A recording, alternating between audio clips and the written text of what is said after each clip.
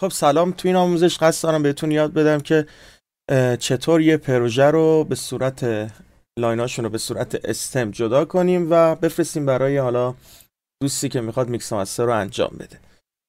خب اول از همه میایم کیکو میذاریمش لاین اول. این کیک ماست با اون تغییراتی که حالا اگه تو اکولاز یا هر چیزی روش انجام شده دست نمیزنیم، میذاریمش لاین اول، میوتش میکنیم، بقیه چیزا رو گوش میکنیم. خب این الان بدون کیک شد. و دوم میریم سراغ بیس. این دوتا لاین، یکی اسلایده یه دونه پترن بیس هست، این دوتا رو گوش میکنیم.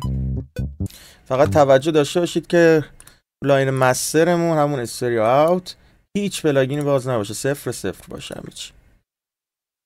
این لاین بیسمونه. حالا قبلش هم یه اسلایدی داره که لاین پایینیش میشه.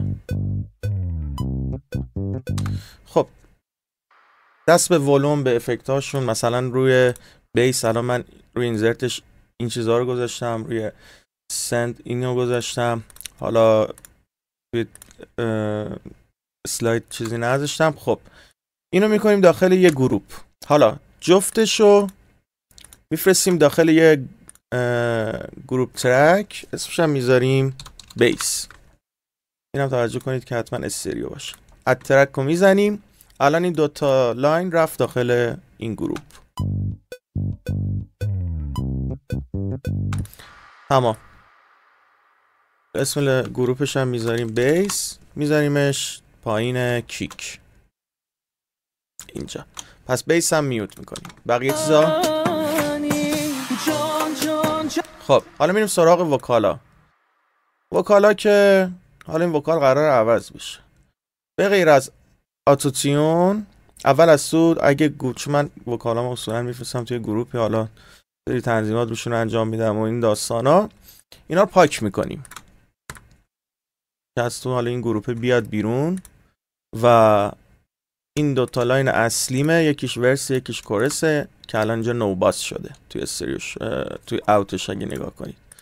پس چیکار میکنیم؟ اینا رو میفرستیم داخل یک گروپ. اول اسمش میذاریم وکال، ورس و کورس، جفتش رو میفرستیم داخل یک گروپ ترک به اسم وکال. پس این دوتا هم رفت داخل این. حالا چیزایی که روی اینزرت لاینمون هم هست و به غیر از اتوتیون پاک میکنیم. قرار اون کسی که میکس مستر میکنه قراره دیگه حالا سلیقه خودش میکس کنه وکالو، ولی اتوتیون حالا نگه میداریم. پس لاین دومم به همین شکل انجامش دادم، لاین اولم هم که انجام دادم. اینم پس شد وکالامون. وکال اصلیمون میره پایین بیس و اینم میوت میشه. حالا بقیه‌اشو گوش کنیم. خب فاصله هست و حالا کورال و این داستانا، اینا هم باز به همین شکل می‌نویسیم. مثلا کورال ستا میفرستیم داخل. اگه دقت کنین ستا داخل یه کورال، یعنی گروپ ترک کورال هست، ولی من حالا میخوام جدا کنم دیگه. این ستا هم میفرستیم داخل این، اسمش میذاریم کورال و همونطور که میبینید الان اومد داخل این. و بریم چک کنیم ببینیم روش اینزرت هم فقط اتوتیونه، چیزی نیست. پس اینا هم خام شد دیگه. تمام. اینم میذاریمش اینجا. حالا میریم سراغ یه نایلون داریم که استرامه، فکر میکنم VSC هم هست. استرام قبلا دوتا رو گذاشتم داخل یه گروپ که حالا روشون اینم انجام دادم که میذارم باشه دیگه. پس اینم شد استرام.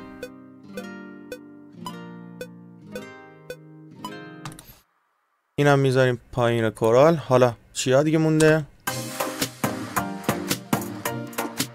یه سری پلاک مونده دیگه. اینا رو چیه؟ این دوتا هم یه گروپ بوده قبلا ساخته بودم پلاک، اینو میارم پایینش میذارم اینجوری. این ستا رو میکنم داخل یک گروپ به اسم پلاک یا پلاک فرق نمیکنه. و ببینیم چیا روش بوده. سری اینزرت روش انجام داده، اکولایز و کمپرس و این داستانا. پس اینم شد گروپ پلاک نمون. میوت میکنیم، میاریم میذاریمش پایین استرام. دیگه سری پیانو من دارم میشنوم، این اینسترومنت. آره و این پیانو ها هم اینه. یه استرام گیتار استیل اونم من گذاشتم داخل همین و همین. با تمام حالا اینزرت هایی که روشون هست دست نمیزنیم. اینا هم رفتن توی گروپ به اسم اینسترومنت. و دیگه چیا؟ پرکاشنا و حالا کلپ و اینا مونده. کلپ و اینا میام اول این پرکاشنه رو ببینیم چیه. یه پرکاشن اصلیه، می‌نویسیم پرک مین. اینم با تمام حالا چیزایی که روش هست دست نمیزنیم، میذاریمش پایین اینسترومنت و میوتش میکنیم. دیگه چی ها مونده؟ این فکر کنم یه لوپ پرکاشنه. آره یه لوپ پرکاشن ضربه، می‌نویسیم لوپ پرک. اینم میذاریم اینجا. میوت. یه سری افیکس ها هم همین دوتا بیشتر نیست. این دوتا هم می‌نویسیم افیکس، گذاشتمش توی گروپ نوشتم افیکس. حالا این دوتا رو میریزیم داخل یه لاین گروپ دیگه، گروپ ترک. می‌نویسیم افیکس و این دوتا اومدن داخلی. تمام. میاریم میذاریمش پایین این اینسترومنت که هم گروپ ها همه کنار هم باشه. اینم میوتش میکنیم. یه های هت مونده، اینم می‌نویسیم های هت و میذاریم پایین لوپ پرکاشن. میوت. یه فیل کرش تو پاساژ ها استفاده شده، می‌نویسم فیل کرش. اینم میذاریم پایین های هت. میوت. دیگه یه کلپ اصلی که تو ترجمه استفاده شده، می‌نویسیم کلپ اند snare. اینم میوت، میذاریمش پایین فیل کرش. یه خط ملودیه که با آوا خونده شده، می‌نویسیم ملودی آوا. اینم دست به چیزی می‌ذاریم میوت. و اینا هم پاساژه فکر میکنم. آره پاساژ. اینا می‌ریزیم داخل یه گروپ، می‌نویسیم فیل و همه رو می‌ریزیم داخل یه گروپ ترک، می‌نویسیم فیل.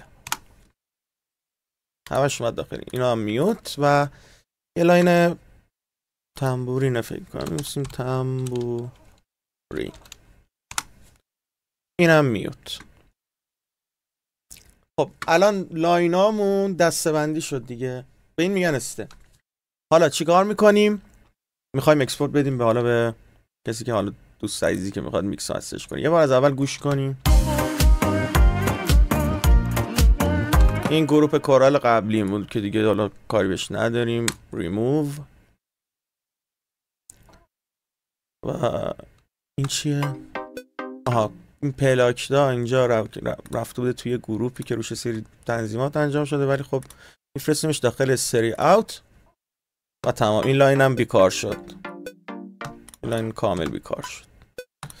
اینم ریموو میکنیم و این افیکس ها همش برای وکال بوده، اینا هم ریموو میکنیم و دیگه نداریم. نه دیگه همه تفکیک شدن همه لاینا. خب حالا این نوار بالا حواستون باشه موقع میخوام اکسپورت بگیم همیشه یه میزان از قبل اکسپورت بگیرید و اینم حالا تا هر جا که دوست داشتید میذارم تا اینجا. میریم برای اکسپورت که میخوایم بدیم برای میکس و مستر. میام داخل فایل، قسمت اکسپورت، اودیو میکس داون، قسمت مولتی پلی که همون مولتی ترک میشه و از اینجا میایم اول این لاینای که تو فولدر نکردیم داخل گروپ نیستن و میایم تیک میزنیم. خب اولیش تنبورینه. تنبورین جزو اینسترومنت ها اینجا اینسترومنت ترک هست. داخل چیز بوده، داخل سمپلر بوده، فایل ویو بوده که فرستاده بودم تو سمپلر. خب تنبورین رو اینجا انتخاب میکنیم. این فیل هم بفرستیم پایین فیکس. خب تنبورین اول شد. ملودی آوا، ملودی آوا هم داخل اینا هست، آودیو چنله. ملودی آوا پیک میزنیم. کلپن اسنیر هم داخل همینا هست، کلپن اسنیر. و فیل کرش که داخل این اینسترومنت ها باید باشه، به خاطر اینجا وقتی این شکل رو میبینید یعنی داخل اینسترومنت ها هست. این شکل داخل آودیو چنله و این شکل هم دیدین همون سامپلر که داخل اینسترومنت ترک ها هست. خب فیل کرش هم زدیم یا نزدیم؟ فیل کرش. حالا های هت هم داخل اینسترومنت ترکه. های هت لوپ پرک، یعنی لوپ پرکاشه کجاست؟ داخل ایناست. لوپ پرک. لوپ مین بالاییشه. خب حالا میایم سراغ این فولدرها. کیک هم بزنیم چون کیک هم داخل سامپلر بوده، همون اینسترومنت ترک ها حساب میشه. کیک دیگه چیزی نداریم. حالا چیزای اصلی که مونده داخل گروپ چنلز، استرام نایلون، گوش، اینسترومنت، این نشانه شیرازیه، پلاک، بیس، وکال، کورال، افیکس و فیل همون پاساژ ها. تمام. اینو میذاریم رو ویو. حالا سامپل ریت هم هرچی که دوست داشتید. اینم من میذارم 32. داخل پروژه یه چیز درست میکنم، فولدر به اسم بکاپ استم. تمپو هم که 110 هست و همین اسمم حالا می‌نویسم اولش. اسم موزیک 7 خانه. حالا برای یکی از دوستان بسیار خوبم هست 7 خانه. یه یک مینویسیم چون بقیه‌اش دیگه اسم خود این چیزایی که تیک زدیم رو مینویسه. یک رو مینویسیم. این بالا هم که تنظیم همه چی. اینا هم که تو مولتی ترک انتخاب کردیم. لوکیشن هم که درسته. اکسپورت اودیو رو میزنیم و شروع میکنه به اون چیزایی که بهش گفتم برام اکسپورت بگیر.